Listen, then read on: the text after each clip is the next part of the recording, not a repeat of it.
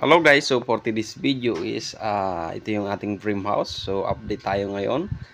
So ngayon mga katoka, bali nagpa-plastering pa lang kami sa taas. So bali halos tapos na namin yung taas, paikot. So ngayon bibiradahin namin yung baba.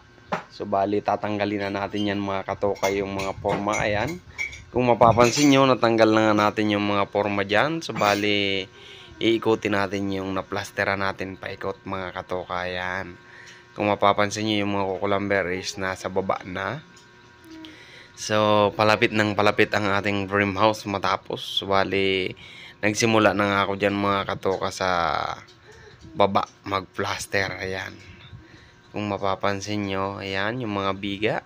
Kinantohan rin natin yan. Kaya medyo matagal yung ating plastering dito mga katoka.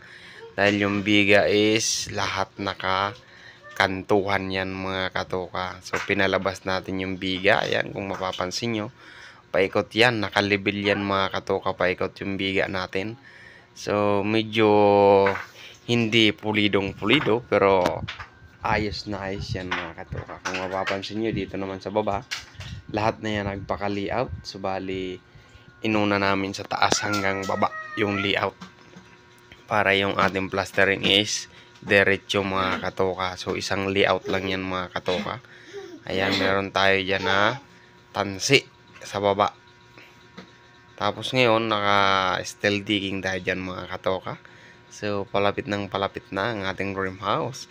Ayun na nga mga katoka, nilinis ko na yan dyan mga katoka. Kung mapapansin nyo, malinis na at tinambakan ko na rin ng lupa mga katoka. So bali tinanggal ko na lahat ng mga kalat sa loob para okay na. Kung mapapansin nyo mga katoka, na plasteran na rin natin yang sa baba na yan mga katoka. Napapansin nyo yung mga natakpan ng ating luna is simento pa yan. So bali isang